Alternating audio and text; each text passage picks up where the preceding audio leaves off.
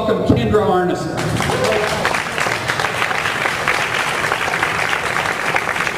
Thank you.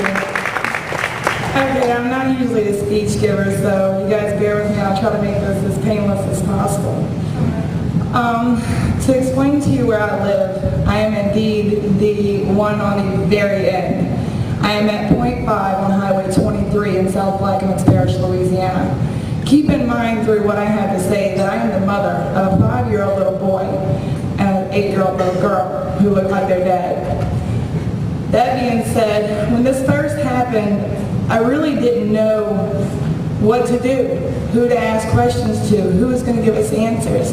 The first day we were introduced to anyone from BP, they came into our building and said, BP does business right. Yeah, can you believe that? BP does business right and we're here to take care of everything, folks. Well, 61 days later, that's a joke, to say the least. Just to give you guys kind of a perspective of where I've been. 4 weeks ago, I stood up at a town hall meeting and I indeed did pin down all involved. And I had them stutter by the end of their speech. At any rate, I was invited the following week to go behind enemy lines. They gave me, of all people, security clearance to go into the base of operations meetings in Venice, Louisiana, 8 a.m., open door invitation to sit like a fly on the wall. Can you believe it? It's really going on. They also gave me security clearance to go into the Homa Incident Command Post, which is over the entire region of Louisiana. I've been in Coast Guard planes all the way out to the site itself, helicopters, boat rides. I have been everywhere anybody could ever want to go to really get an inside look as to what's going on. Now I want to start by telling you guys that I am not at all impressed. Someone told me this morning that they thought I had crossed over. Well, I picked a team a long time ago. My father was a commercial fisherman, and my husband's a commercial fisherman. Every man that I've ever known, loved, and respected is on the water. They're good men. At any rate, for the past week, I've heard in the ops meeting, we need to cut costs. Yes, that is what they have said, that they need to cut costs.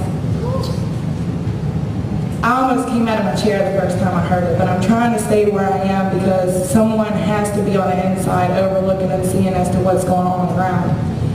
That being said, where I've seen cutting costs is quite unfortunate. What we call in Venice, what they call, the first week I didn't understand this phrase, ponies and balloons. Well, the only place I've ever seen ponies and balloons is at a circus, right?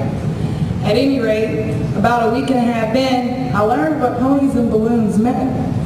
Ponies and balloons means that every time an official is headed anywhere near here, they get a heads up. All assets are deployed into the hardest hit areas. The official comes in, flies over, good job fellas, pats him on the back. When the official disappears out of the hardest hit area, so does 75 to 80% of the response. It's happening every day. I'm watching it, I'm seeing it. I don't agree with it. Anyone in this room is not going to agree with it, and our great nation's not going to agree with it. We are expendable to these people. We do not matter. Now, I'm going to get off that, and I'm sorry I talk in circles, but that's the coon ass in me. Y'all can follow me, then let me know. At any rate, I'm going to go into the health issues for a moment, if you don't mind. I sat through endless hours of meetings with BP's safety officers. I've sat through an hour and 45-minute meeting with the Coast Guard safety officer, both in the Homa Incident Command Post, as well as a gentleman from OSHA. In order to obtain a respirator for our responders, now this isn't just commercial fishermen, I'm talking about Coast Guard members, all responders, people off the street, everybody involved.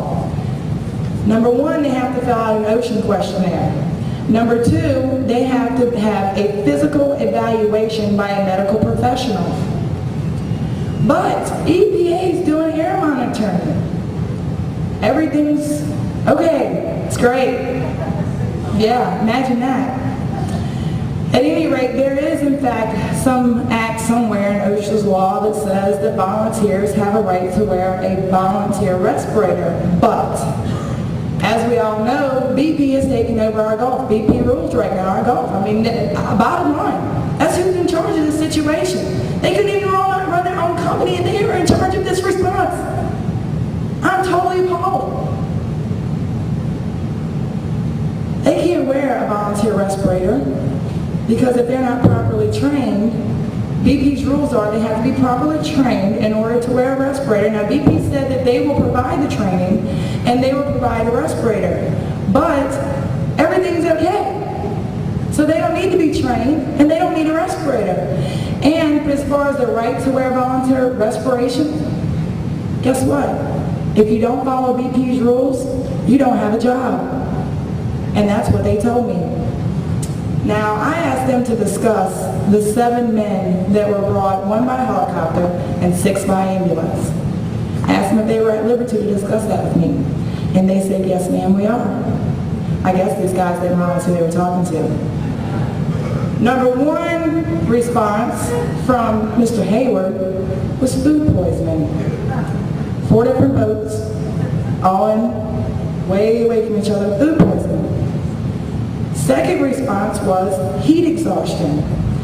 Then, Wednesday a week ago, when I sat with OSHA and BP safety officer, the OSHA man informed me that all 4 boats took Pine Sol, sprayed it all over their boats, and then sat and breathed in the fumes all day long, and that's what caused the chemical poisoning. Hold on a second. I've been on boats all my life. I've been with captains all over the place. When we spray something on our boat, we wash it right off. If not, it eats the paint off the boat. We take care of our stuff.